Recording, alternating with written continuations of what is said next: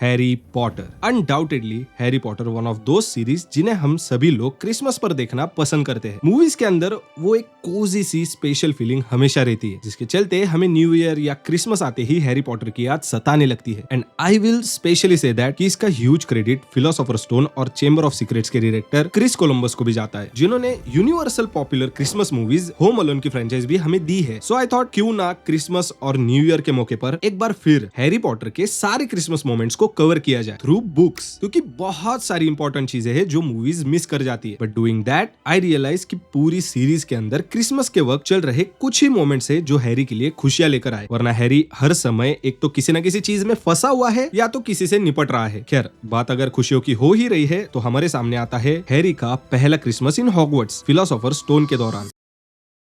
अपनी जिंदगी के 11 साल डर्जली फैमिली के साथ गुजारने के चलते हैरी को कभी भी कमाल के तोहफे या अच्छी क्रिसमस मील्स क्या होते हैं कभी पता ही नहीं था। लेकिन जब क्रिसमस की सुबह उसकी नींद पहली बार हॉगवर्ट्स में खुली, तब उसने पाया कि उसके पैरों के तले तोहफों का ढेर लगा हुआ है। ऑब्वियसली रॉन के मुकाबले उसके तोहफे कम थे, पर उसे इतनों की भी उम्मीद नहीं थी। जहाँ सबसे पहले तोहफे से एक बांसुरी निकली, जिसे हैग्रिड ने उसके लिए अपने हाथों से बनाया था। बाय द वे, ये वही बांसुरी है जिसका इस्तेमाल हैरी क्विरिल को रोकने के वक्त फ्लफी को सुलाने के लिए करता है। वही दूसरा डर्जलीज की ओर से एक चिट्ठी के साथ आया था, जिसमें लिखा हुआ था, हमें तुम्हारा मैसेज मिला, हम तुम्हारा तोहफा साथ भेज रहे हैं, from uncle Vernon and aunt Petunia. वही उस चिट्ठी के साथ एक 50 पॉइंट्स का सिक्का था, जिसे देख रॉन तो भयंकर एक्साइट हो गया। हालांकि हैरी के मुताबिक कुछ नहीं से अच्छा ये भी डर्जलीज की ओर से काफी फ्रेंडली बर्ताव है। ऑल्दो तीसरा गिफ्ट हैरी के दिल के बहुत करीब साबित हुआ, क्योंकि हर साल मॉली वीजली रॉन और उसके भाइयों के लिए अपने हाथों से वीजली जंपर सिला करती थी। वही इस बार उसने हैरी के लिए भी एक हरे रंग का जंपर बुना था। वही उसके साथ घर पर बनी हुई मिठाइयों का बॉक्स भी था, जिसे देख हैरी बहुत खुश हुआ। जहाँ अगले तोहफे में भी मिठाई ही थी। दरअसल हरमाइनी ने उसके लिए एक बड़ा सा चॉकलेट फ्रॉक का बॉक्स भेजा था, लेकिन उस दिन उसे एक और चीज भी तोहफे में मिली, जो आगे चलकर पूरी की पूरी सीरीज में की एलिमेंट साबित हुई। उस अनजान पैकेज के साथ एक चिट्ठी थी, जिसमें लिखा हुआ था, तुम्हारे पिता मरने से पहले इसे मेरे पास छोड़ के गए थे, अब वक्त आ चुका है कि ये तुम्हें वापस दे दिया जाए, ध्यान से इस्तेमाल करना, मेरी क्रिसमस टू यू। अब हालांकि चिट्ठी किसी अनजान ने लिखी थी, मगर उस पैकेज से निकला अदृश्य चोगा। जहाँ इसी के साथ लेटर ऑन हैरी ने अपनी पूरी लाइफ में ऐसा क्रिसमस डिनर कभी नहीं किया था। सो मोटी रोस्ट टर्कीज, भुने हुए और उबले हुए आलू, मोटे पुर्क कबाब की प्लेट, मक्खन लगी हुई मटर की कटोरिया, राइस, गाढ़ी मेजवानी ग्रेवी के साथ साथ क्रैनबेरी सॉस। इस कमाल के डिनर को करते हुए फ्रेड के साथ मिलकर हैरी ने कुछ जादुई फटाकड़े भी फोड़े। वही ऊपर की टेबल की ओर अपनी फूल वाली टोपी के साथ प्रोफेसर डम्बलडोर उस जोक पर हंस रहे थे, जिसे अभी अभी फ्लिटविक ने उन्हें सुनाया था। दूसरी ओर ज्यादा शराब पीने के कारण हैग्रिड का चेहरा मानो अब लाल हो चुका था। इनफैक्ट आखिर तक आते आते उसने प्रोफेसर मैकगोनागल के गालों को चूम भी लिया, जिसे मैकगोनागल ने मजाकिया तौर से लिया। वही खाना खाने के बाद पूरी दोपहर वीजलीज के साथ स्नोबॉल फाइट खेलते हुए भीगने के बाद अब वो बस गुरुद्वार के कॉमन रूम में आग के सामने बैठ गए, जहाँ रॉन ने हैरी को विजार्डिंग चेस में काफी अच्छे से मात दे दी। टर्की सैंडविचेस, क्रम्पेट्स, ट्रिफल्स और क्रिसमस केक के साथ साथ चाय पीने के बाद सभी को मानो अब भयंकर नींद आने लगी थी। नो डाउट ये हैरी का पहला और सबसे बेहतरीन क्रिसमस साबित हुआ। अपने सेकंड ईयर यानी कि चेंबर ऑफ सीक्रेट्स के दौरान हैरी के साथ बहुत कुछ चल रहा था। सभी लोगों को लग रहा था कि हैरी इज द वन जिसने रहस्यमय तहखाना खोला है। इवन पूरे हॉगवर्ट्स का एक कोना नहीं होगा जहां से निकलते हुए स्टूडेंट्स हैरी को ताने ना मारते हो। वही इस बार क्रिसमस की सुबह उसे डर्जलीज ने बस एक खाली टूथपिक भेजी, वो भी एक नोट के साथ, ये पूछते हुए कि क्या वो अपनी गर्मियों की छुट्टियां भी हॉगवर्ट्स में बिता सकता है। ठीक पिछले साल की तरह वीजलीज के साथ अच्छा समय गुजारते हुए उस दिन एक अच्छी चीज भी हुई। हरमाइनी ने रूप परिवर्तन काढ़ा आखिरकार पूरी तरीके से बना लिया था, और अब वो फाइनली अपने बड़े प्लान को एग्जीक्यूट करने के लिए तैयार थे। उस कमाल के घटिया टेस्ट वाले काढ़े को पीने के बाद उनका प्लान सक्सेसफुल होते हुए नजर आ रहा था। हैरी और रॉन क्रैब और गोयल बनते हुए मैल्फॉय के मुंह से सब कुछ निकालने के लिए कामयाब तो रहे, लेकिन इतनी उलझपत करने के बावजूद वो वापस स्क्वायर वन पे ही आ चुके थे, क्योंकि मैल्फॉय नाग शक्ति का वारिस नहीं था, ना ही उसे पता था कि रहस्यमय तहखाना किसने खोला है। जहाँ इस सब के ऊपर एक और बुरी चीज हुई, वो भी खुद हरमाइनी के साथ, जिसने रूप परिवर्तन काढ़े के पीछे इतनी मेहनत ली थी। जहाँ दरअसल हुआ ये कि गलती से बिल्ली के बालों को अपने काढ़े में मिक्स करने के चलते वो खुद बिल्ली में बदल चुकी थी। और जैसा कि रूप परिवर्तन काढ़ा एनिमल्स के साथ काम नहीं करता, उसे इस अवतार से नॉर्मल होने के लिए काफी हफ्ते हॉस्पिटल विंग में बिताने पड़े। यानी कि मिला जुला कर उनके दूसरे साल का क्रिसमस कुछ खास नहीं था।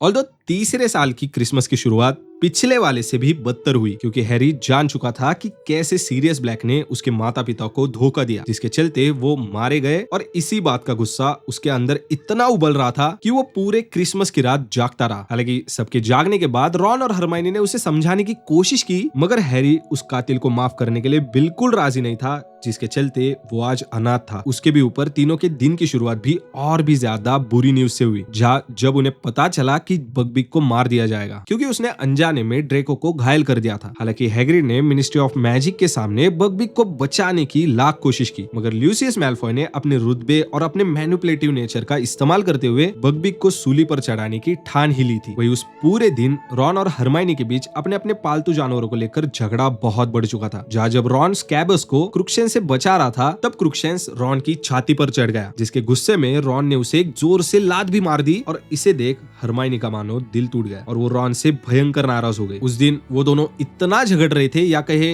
वो इतना झगड़ रहे थे कि हैरी ने भी फाइनली हार मान ली। इन्हीं झगड़ों का सिलसिला आगे भी जारी रहा, जब हैरी ने पाया कि प्रोफेसर मैगगॉनिगल और प्रोफेसर ट्रेलॉनी क्रिसमस डिनर के वक्त एक दूसरे पर बरस रहे थे। लेकिन इस सब के बावजूद उस दिन एक अच्छी चीज भी हुई, और वो थी हैरी को दुनिया की तब तक की सबसे तेज झाड़ू फायरबोल्ट का तोहफे में मिलना। हाउएवर, उसकी इस खुशी को भी हरमाइनी ने छीन लिया, क्योंकि बिना जाने कि झाड़ू किसने भेजी है, उसे ऐसे ही रख लेना वो इस बात के सख्त खिलाफ थी, जिसके चलते उसने ये बात जाकर प्रोफेसर मैगगॉनिगल से कह दी, जिसके चलते हैरी से मैगगॉनिगल ने फायरबोल्ट छीन ली, ये कहते हुए कि उन्हें उस झाड़ू को खोलकर देखना होगा, इन्वेस्टिगेट करना होगा। और इस बात ने हैरी का दिल तोड़ दिया। ऑब्वियसली कौन चाहेगा कि वो अपनी बेस्ट क्रिसमस गिफ्ट को गवा दे, जो कि दुनिया की सबसे तेज झाड़ू है। कौन चाहेगा कि फायरबोल्ट को अपने आंखों के सामने कोई जांच के नाम पर ले जाए तो। और इसी के चलते रॉन और हैरी का हरमाइनी के साथ इतना बड़ा झगड़ा हुआ कि उन्होंने आगे आने वाले कुछ हफ्तों के लिए हरमाइनी से बात भी नहीं की।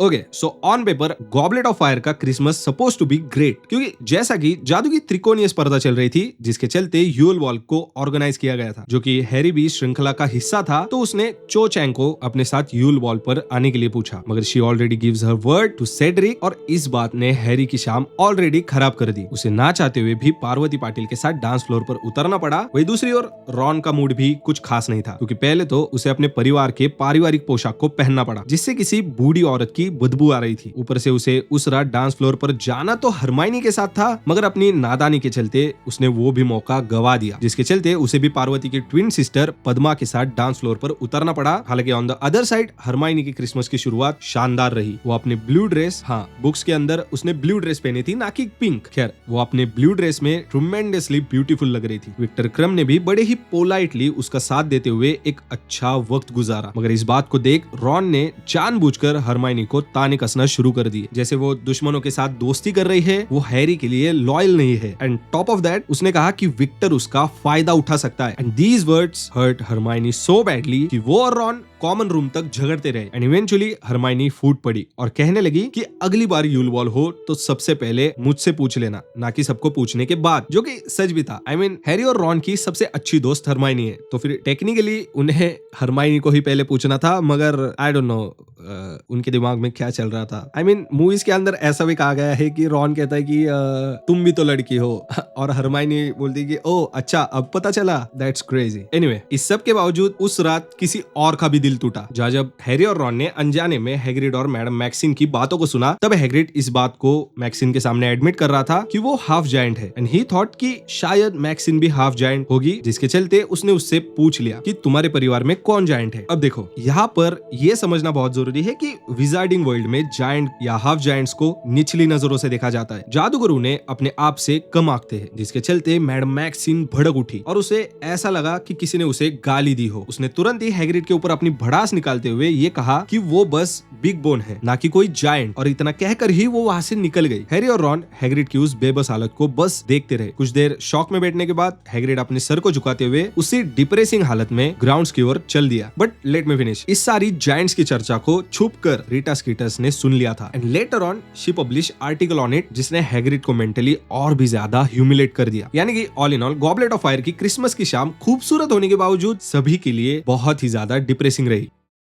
अपने 5th ईयर यानी कि ऑर्डर ऑफ फिनिक्स की हालातों को अगर हम मद्देनजर रखें तो ऑन पेपर ये सबसे बुरा क्रिसमस होना चाहिए था, क्योंकि मिस्टर वीजली को नगिनी ने घायल करते हुए लिटरली अधमरा कर दिया था, जिसके चलते उन्हें इस बार अपने हॉलीडेज को हॉगवर्ट्स की बजाय नंबर 12 ग्रीमोट प्लेस में बिताना पड़ रहा था। But eventually all thanks to Sirius Black ये क्रिसमस उनके लिए शानदार साबित हुआ, जहाँ उसने ना ही सिर्फ ग्रीमोट प्लेस को साफ सुथरा किया बल्कि पूरा माहौल क्रिसमस की चीजों से भर दिया। ऊपर से उस दिन सुबह क्रिसमस ब्रेकफास्ट के लिए वहां पर बहुत सारे लोग थे, जैसे Harry, Ron, Hermione, Ginny, Fred, George, Molly, Lupin, Tonks, Billy, Mad Eye, Mundungus और इन सब के साथ सीरियस ब्लैक। वहीं पर डॉबी ने हैरी के लिए अपने हाथों से बनाई उसकी पोर्ट्रेट फोटो भी उसे एज अ गिफ्ट दे दी। वहीं लुपिन और सीरियस ने मिलकर उसे गुप्त कलाओं से रक्षा की एक नई किताब भी दी। मिला जुला कर जिंदगी में पहली बार हैरी अपने पूरे परिवार के साथ, अपने लोगों के साथ क्रिसमस मना रहा था। वही लेटर ऑन वो लोग मिस्टर वीजली से मिलने के लिए सेंट मंगस हॉस्पिटल में भी गए, जहाँ उन्हें पता चला कि आर्थर अब खतरे से बाहर है। In fact he is very well now, जो कि सभी के लिए बहुत ही बड़ा रिलीफ था। जहाँ उसी समय हॉस्पिटल विंग में टहलते हुए उन्हें गिल्डरॉय लॉकहार्ट भी मिला, जिसने अपनी पूरी याददाश्त को 2 साल पहले खो दिया था। बट इसके अलावा उन सभी ने नेविल के पेरेंट्स को भी देखा, जिन्हें बेलेट्रिक्स लेस्ट्रेंज ने अपने 3 साथियों के साथ मिलकर पागलपन की हद तक टॉर्चर किया था। हैरी के साथ सभी को मानो नेविल को अपने पेरेंट्स की इस हालत के साथ देखकर बहुत ही ज्यादा बुरा महसूस हुआ। मूवी के अंदर से इस पूरे सेक्शन को निकाल दिया है। इनफैक्ट सेंट मंगस हॉस्पिटल को मूवीज के अंदर हमें दिखाया ही नहीं गया है। इसके अलावा एक और बुरी चीज हुई, पर्सी वीजली ने, जो कि उस वक्त मिनिस्ट्री की चापलूसी करने में लगा था, उसने मॉली को अपना क्रिसमस जंपर वापस भेज दिया, जिसे देख मॉली का दिल मानो टूट सा गया। बट रादर देन दैट ये क्रिसमस काफी होलसम साबित हुआ। अपने 6th ईयर यानी कि हाफ ब्लड प्रिंस के दौरान आया हुआ क्रिसमस एक लौता ऐसा क्रिसमस पूरी सीरीज के अंदर है, जहाँ पर हैरी ने अपनी छुट्टियां वीजलीज परिवार के घर यानी कि द ब्यूरो में बिताई, जहाँ क्रिसमस की सुबह हैरी के लिए खुशियों के साथ शुरू हुई। उसे काफी सारे गिफ्ट्स तो मिले ही, बट आउटसाइड हॉगवर्ट्स उसके और जिनी के बीच पहली बार एक अच्छी हेल्दी कॉन्वर्सेशन हुई। ऊपर से जिनी ने हैरी के बालों को भी बातों ही बातों में बड़े ही प्यार से सहलाया, जिसने हैरी को वैसे भी बहुत खुश कर दिया। वही दूसरी ओर मिसेस वीजली के दिन की शुरुआत भी बहुत ही ज्यादा शानदार हुई, क्योंकि फ्रेड एंड जॉर्ज ने अपने खुद के पैसों से उनके लिए गोल्ड नेकलेस और डायमंड सराउंडेड हेड गिफ्ट की थी एज अ क्रिसमस प्रेजेंट। लेकिन दूसरी ओर रॉन की सुबह थोड़ी सी अजीब ही हुई, जहाँ पहले तो उसने उठते ही पाया लेवेंडर ब्राउन, जो कि तब उसकी सो कॉल्ड गर्लफ्रेंड थी, उसने उसके लिए एक माय स्वीट हार्ट नाम का लॉकेट भेजा था। वही ब्रेकफास्ट के दौरान उसने फ्लर, जिसकी बिली के साथ शादी होने वाली थी, उसे इम्प्रेस करने के चक्कर में उसने ग्रेवी अपने मुंह से गिरा दी, यानी कि अपने भाई का ऑरा त्योहार के दिन भयंकर माइनस हुआ। बट दूसरी ओर लुपिन भी उनके साथ ब्रेकफास्ट के लिए ज्वाइन हुआ, जिसे मिसेस वीजली ने बताया कि टोंग्स, जिसके प्यार को लुपिन ने उस वक्त ठुकराया हुआ था, वो अपना क्रिसमस अकेले में बिता रही है। और ये सुनते ही लुपिन का मन पूरी तरीके से भारी हो गया। लेकिन उस दिन एक और बड़ी बात हुई, जहाँ अपने मन मुटाव और अलग आइडियोलॉजी के चलते घर छोड़ा हुआ पर्सी ब्यूरो में वापस आ चुका था, लेकिन मिनिस्टर रूफियस स्क्रिमजर के साथ, यानी कि वो काम के चलते आया था, ना कि क्रिसमस के चलते। हालांकि स्क्रिमजर ने ऐसा दिखाया कि वो बस वहां से टहल रहे थे और पर्सी अपनी फैमिली को देखना चाहता था, इसलिए वो आए हैं। जहाँ ये सुनते ही मॉली का तो मानो खुशी का ठिकाना नहीं था। ऑब्वियसली पर्सी उसका बेटा है, लेकिन बाकी सभी लोग जान रहे थे कि पर्सी और मिनिस्टर यहाँ पर क्यों आए हैं। स्क्रिमजर को दरअसल हैरी से अकेले में बात करनी थी, जहाँ डंबलडोर के आसपास होते हुए ये करना उसके लिए बहुत ही ज्यादा मुश्किल था। इसीलिए वो पर्सी का सहारा लेते हुए क्रिसमस के दिन सामने आया, जहाँ उसने हैरी को बताया कि कैसे बाहर लोग रूमर्स फैला रहे हैं कि हैरी के बार बार मिनिस्ट्री ऑफ मैजिक के चक्कर लगाने के चलते उन्हें ऐसा लग रहा है कि हैरी मिनिस्ट्री ऑफ मैजिक के लिए अब काम करता है। पर हैरी ने तुरंत ही उनसे कह दिया कि मिनिस्ट्री ऑफ मैजिक के तौर तरीकों से वो सहमति नहीं रखता और वो कभी भी उनके लिए काम नहीं करेगा। डंबलडोर के सामने किसी भी मिनिस्ट्री ऑफ मैजिक की कोई अहमियत नहीं है। जहाँ एक तरफ हैरी और स्क्रिमजर की अपनी अपनी साइड्स को लेकर, अपनी अपनी आइडियोलॉजीज को लेकर एक तरफ बहस चल रही थी, वही दूसरी ओर जिनी और फ्रेड एंड जॉर्ज ने मिलकर जानबूझकर पर्सी के ऊपर खाना गिरा दिया, जिसके चलते पर्सी गुस्से में एक बार फिर से क्रिसमस के दिन अपने घर वालों को छोड़कर चला गया। पर इस बात का सबसे ज्यादा दुख मॉली को ही पहुंचा और उन्होंने अपना बाकी का पूरा दिन अपने कमरे में रोते हुए बिताया।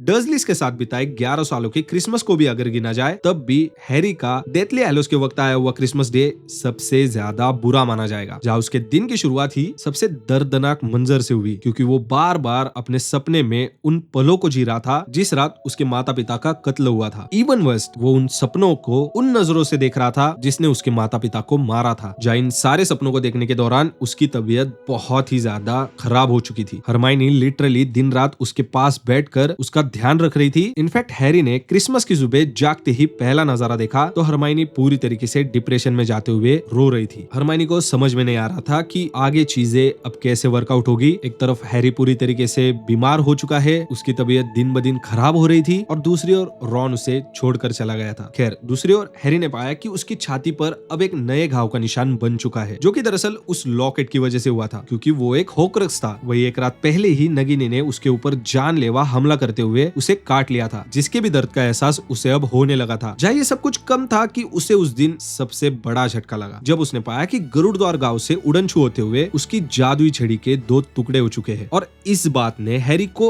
अंदर से सबसे ज्यादा तोड़ दिया। उसकी अपनी छड़ी, जिसे उसने अपने हाथों से 6 साल पहले ओलिवेंडर से खरीदा था, वो अब उसके सामने 2 टुकड़ों में बिखरी हुई थी। लिटरली उसके शरीर के एक एक घाव के हर दर्द से ये दुख उसके लिए सबसे ज्यादा बड़ा था। उसके लिए ये मानो ऐसा था कि उसने किसी अपने को खो दिया है, या क्या पता ये दर्द उससे भी कई गुना ज्यादा था। And even top of that, Harry ने इस क्रिसमस के दिन रीटा स्कीटर्स की डंबलडोर पर लिखी गई किताब को भी पढ़ा, जिसे पढ़ते ही उसके पैरों के तले मानो जमीन गायब हो गई। उसे समझ नहीं आ रहा था कि डंबलडोर ने उसके साथ ग्रिंडलवॉल्ड और उनकी बहन को लेकर बातें क्यों छुपाई। वो तो अब ये भी शक करने लगा था कि क्या डंबलडोर ने कभी उसे कुछ सच बताया भी है, और क्या उनके बीच के रिश्ते में कहीं पर भी सच्चाई की एक रोशनी थी भी या नहीं। जहाँ ऐसे ही सीरीज का आखिरी क्रिसमस यही सोच में चला गया कि अब वो क्या करे। उसने अपनी छड़ी खो दी, भाई जैसा दोस्त रॉन भी उसे छोड़कर चला गया, डंबलडोर जिनके ऊपर उसने आंख बंद करके विश्वास किया, उन्होंने भी उसे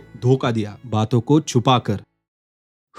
I know it's a bit depressing note to end a video, but that's a beauty of Harry Potter. यहाँ पर सारी चीजें पाने की खुशी भी है और कुछ चीजों को खोने का गम भी। But here it is, we cover all Christmas days of Harry Potter. अगर आपको ये वीडियो एंटरटेनिंग लगा है, then please consider liking and sharing. बाकी मेरी Christmas and happy new year to you. मेरे लिए कुछ सजेशंस हो तो फिर कमेंट्स में जरूर शेयर कर देना। मैं हर एक कमेंट का जवाब दूंगा 101%। एंड या दैट्स द वीडियो गाइस। मैं मिलता हूँ आपको ऐसे ही ब्रांड न्यू वीडियो के साथ। तब तक के लिए stay safe, stay happy, and I will see you soon. Nox.